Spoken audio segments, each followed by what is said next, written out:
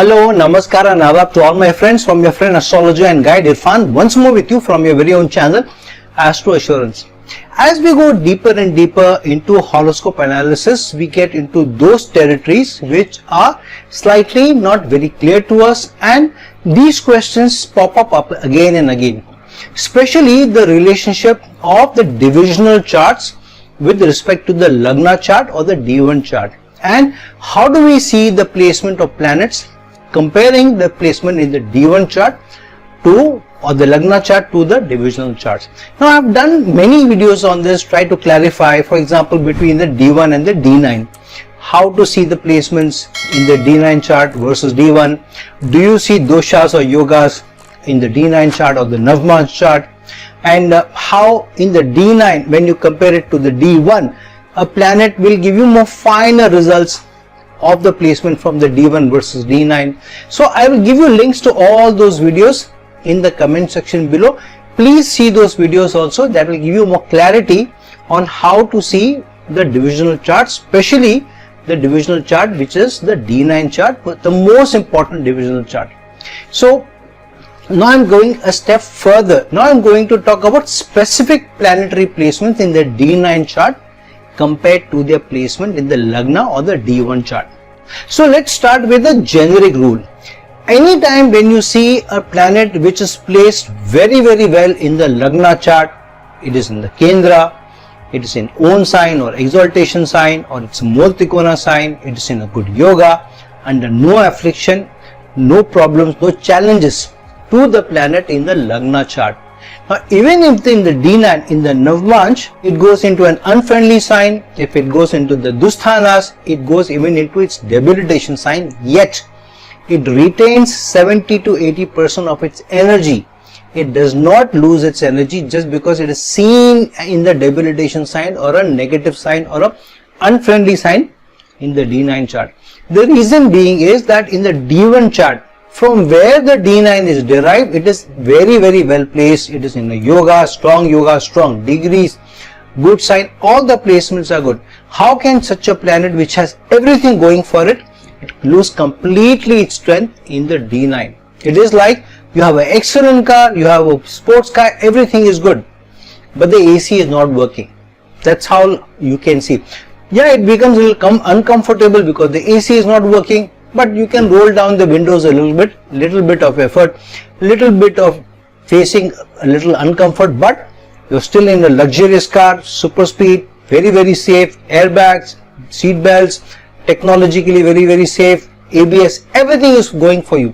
So just one glitch, small glitch here and there will not completely take the fun away from the car. Similarly, a planet which is very strongly placed in the Lagna, even if it goes into a tougher placement in the D9, it will not lose all of its strength.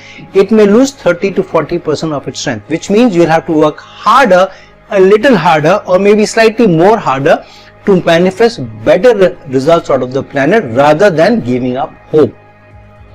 On the contrary, a planet which is placed in the worst placement in the D9, in the D1 chart, it's in the debilitation sign, there is no Nij Bhang, it is placed with other malefics and goes in the Dusthanas, all challenges in bad yogas and all. Now even if it goes in friendly signs, good signs, or even an exaltation sign in the D9, does not mean all afflictions are taken away. So don't get excited because a very afflicted planet in the D1 is suddenly getting into a good placement in the D9. It should not be seen as that way. It means if minus 99 is there in the Lagna, you get plus 20 or plus 30 in the D9. So when you add minus 99 and plus 20, what do you end up with? Minus 79. Minus 79 is not a good score either. So that's how you should see the placement in the Navamsa. At D1, the Lagna chart always holds supreme over any other placement in any divisional chart, and I have said this before, the planets have to complement the placement of the D1 chart. They can never completely supplement the placement in the D1 chart just because of a better placement in the divisional charts. Remember this. Now as I promised, let's get to the specifics. Let's start with the king of all planets, Sun. If you see where at what degree does Sun get exalted in, Sun gets exalted at the 10th degree in the sign of Aries. Now this is a homework for you. If Sun is exalted in the Lagna chart in Aries, in the Aries ascendant itself, then where does the Sun go at 10 degrees in the Navamsa chart? Which sign does it get into? And does it get exalted there also? Does it get into a friendly sign? Just make a note of it. On the other hand, see, when Sun goes into the Aries sign in the Navamsa chart, what is the probability of it being placed in a negative placement in the Lagna chart? And then see where the Sun will still give you good results or great results just because it is seen in Aries sign in the Navamsa chart. So to give you a hint, if Sun is at 10 degrees in the Aries sign in the Lagna chart, it will never go into a great placement in the Navamsa chart. Just see where it goes. Now Sun, if it's very well placed in the Lagna chart, but if it goes in debilitation sign or its inimical sign such as in Capricorn, or goes into, say for example, Cancer, which is a watery sign, though it's a friendly sign, what it means is that to be able to get greatest results out of Sun, which means leadership, authority, respect, you will have to work harder. And it won't be easy. You will have to take more accountability, you will have to take more responsibility. So now I will not go into too many details about Sun because I want to go through all the planets first, comparing their placements between D1 and D9, and then I will do a more detailed study of planets in D1 versus D9, individual planets, individual videos later. Let's go to the second planet, which is Mercury. Now Mercury is very well placed in the Lagna chart, but it goes into a debilitation sign or unfriendly sign or in a challenging sign or even in a supposedly bad yoga or dosha. In the D9 you don't see doshas, you see yogas or doshas only in the Lagna chart. In the D9 you see a synergy of energies, which means energies coming together and manifesting a result. Conjunctions, doshas or yogas are only seen in the D1 chart. Specifically, conjunctions are only seen in the D1 chart. So if Mercury is well placed in the Lagna chart but goes into a tough placement, in inimical placement, what it means is that because it is in great placement in the Lagna chart, it means that it will still give you the power of choice, it will give you the power of analysis, it will give you the power of perfection, completion, great education also, but it means that it will not be given to you on a platter. You have to work harder to manifest better results out of Mercury, which means in the field of analysis, or when you have to make an analytical decision, you will not be given decision by intuition that okay, take this decision. You will have to work hard, you will have to weigh the pros and cons, whether this decision is better or should I go with that decision. You will have to reach out to some wise counsel, and then you will be able to take a decision. So if you are making more wise decisions, good decisions, then that result will be excellent for you. But if you take wrong decisions, then the Mercury in great placement in the Lagna chart will also not help you, because in the final element in the D9 it has gone into an affliction, which means harder work to manifest results out of Mercury. On the other hand, if Venus is very well placed in the Lagna chart but goes into a troublesome placement or bad placement in the D9, which means that here in the field of relationships, in intimacy, in love affairs, in being able to get material benefits out of life, you will be able to generally get good results as a probability, as an option for you, but there is no guarantee, which means unless you work on your relationship, unless you are able to balance between relationships, work on one hand, your home on the other hand, between siblings for example you need to balance, or as a parent you will have to balance between children, at work as a boss you will have to balance between two people who work under you. So if you are able to do that balance, if you are able to keep the focus on your relationship, if you are able to show more love and affection to your spouse or whoever you are in a relationship with,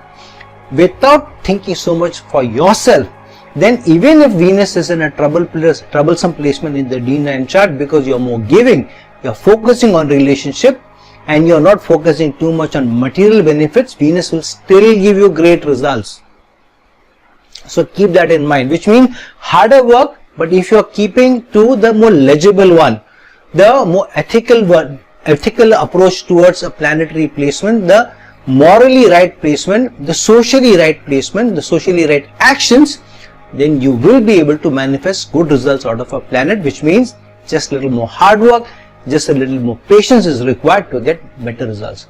On the other hand, if it's moon, which is in a great placement in the Lagna chart, but in D9 it goes into a challenging placement, then in that case, of course, empathy, caring, understanding, all will come naturally to you. However, many times you may make a mistake of maybe being more softer in a certain emotion, being softer as a parent towards children, or being softer as a spouse to problems that your spouse is creating, being softer because the spouse is getting very, very angry. You are being over empathetic, and because of which you are in fact giving more energy or supporting the bad behavior of the spouse. If the first time or second time the bad behavior happens, you tell your spouse or your partner, see, look here, I'm not going to take this behavior.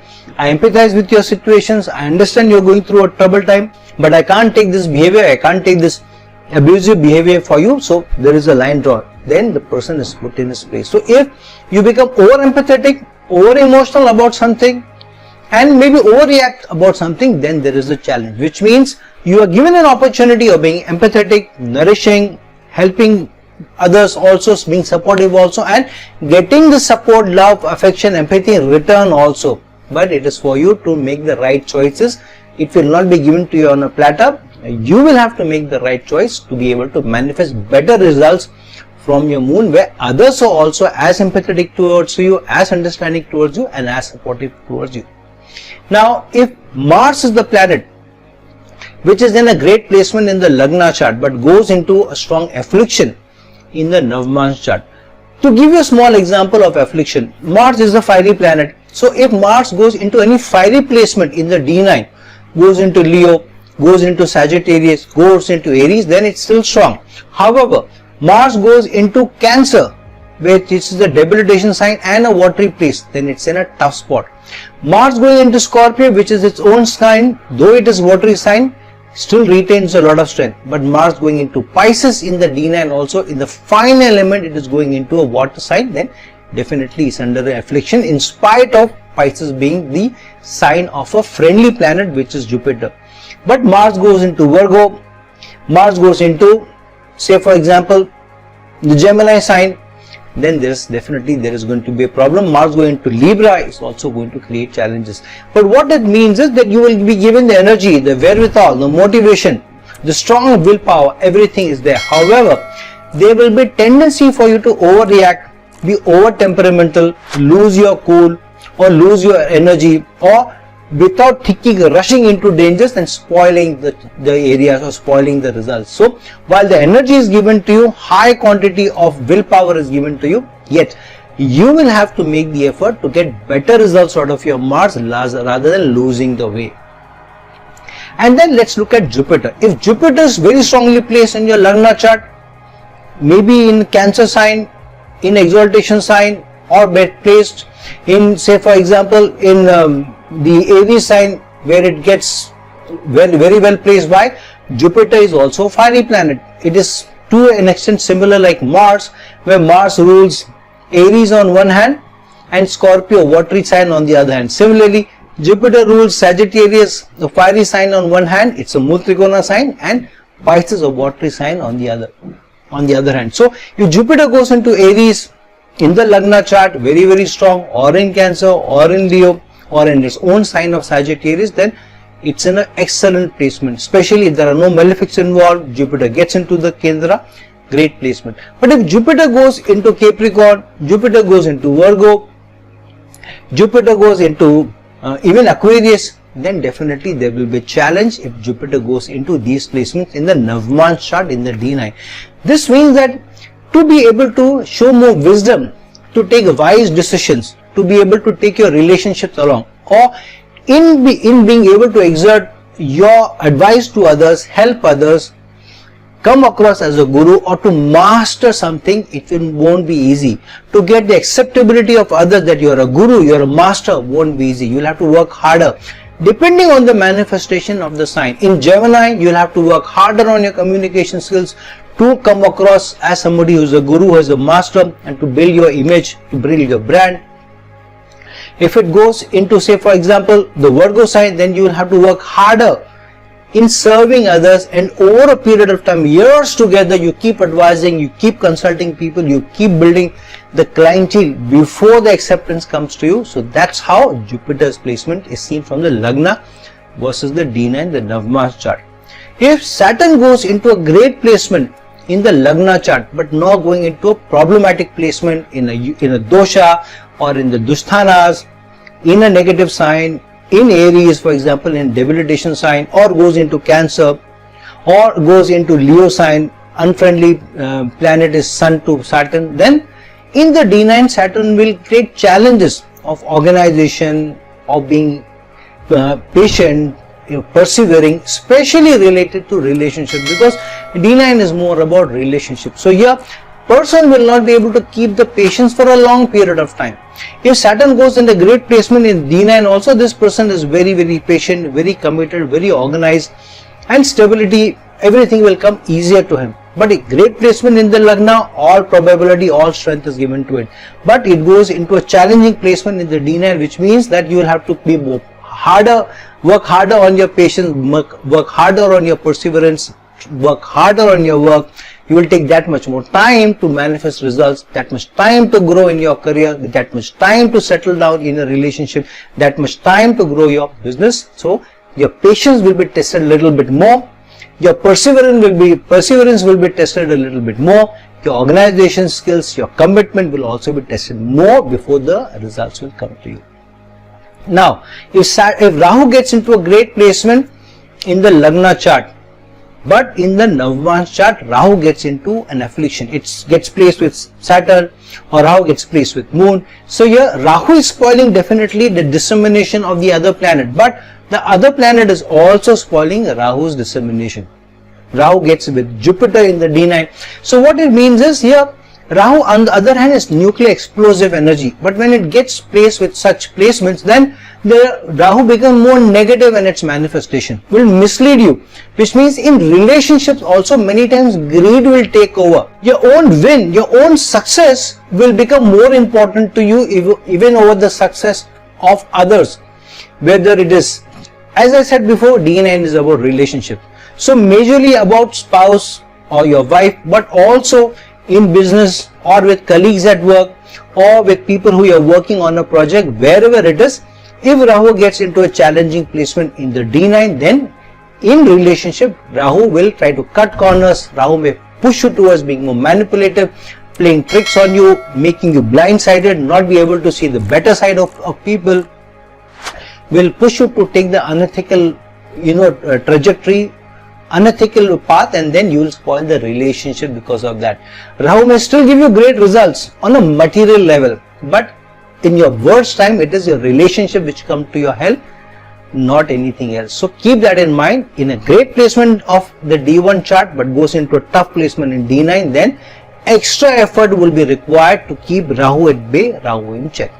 On the other hand, Ketu goes in an excellent placement in the D1 chart, goes into, say for example, Scorpio in the 12th house. Very strong placement for Ketu, will keep you away from losses, keep you away from harm, keep you away from sudden challenges, sudden issues, also keep you away from getting in trouble with authorities. So whatever good placement Ketu goes into. But on the other hand, Ketu goes into the Lagna, Ketu goes into the signs like Leo, or goes into Aries, or goes into Cancer, or even goes into Sagittarius, then Ketu will create that much more problems for you in the D9, which means Ketu will say, now in the D1 chart, it will still asking you to let go of that area for you, that is not for you, that is to help others. But at least the promise is that over a period of time, if the zodiac sees they are doing well, Ketu will still shower its blessings on you after you put in enough.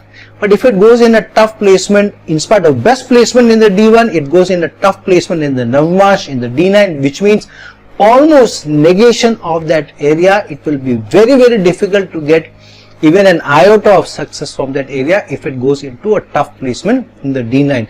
The flip side is, the good side is that the karma is negated, the karmic baggage is paid off, the karmic debt is paid off if Ketu is well placed in the D1 but goes into a tough placement in the D9. And so it will become on the karmic level much more lighter, but on the material front that definitely Ketu's placement will extract its price. So now friends, I was talking about the better placement in the Lagna versus D9. On the other hand, all these planets, if they get into a better placement in the D9 versus the D1, it will be change of results or flipping of results, which means that very bad placements in the Lagna chart, some relief in the D9, which means that some glimmer of hope somewhere the planet will give you, but you'll have to work much harder, maybe 10 times harder. You'll have to give much more in your relationship, much more in your authority, in your ownership, in your accountability to get a little bit from that planet. If Sun goes into slightly better placement in the D9 while it is afflicted or it is debilitated in the Lagna chart, but goes, say for example, into Aries sign in the D9 chart, which means some glimmer of hope, somewhere some leadership post you may be able to get, somewhere there is some hope that you may get some accountability, you will get some reward, you will get prestige, but you may never reach the pinnacle of success that you will get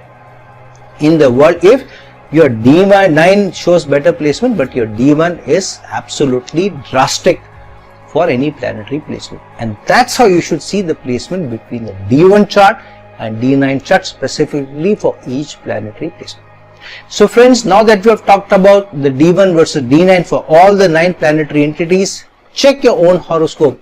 Check where in your Lagna chart a planet is very excellently placed in good yogas, and then compare it to where it goes in the D9 and see whether what kind of results it is giving, what kind of results it has given so far in the Dasha and Antardasha. Especially check those planets whose Dashas and Antardashas, some of them have passed, at least the Mahadasha has passed, and then check each of the Antardashas and see how its placement in the D1 compared to the D9 has rolled out various results for you. Check also if it's in the doshas under any aspect, because they will also add to the dissemination of the planet in the D9 chart. So friends, use this to understand your planetary placement better and guide your life better between D1 and D9. And share this video, like this video, and if you're looking for a personal consultation from me, please reach out to me at the link given below. Until some other time with some other video, this is your friend, astrologer and guide Irfan signing off.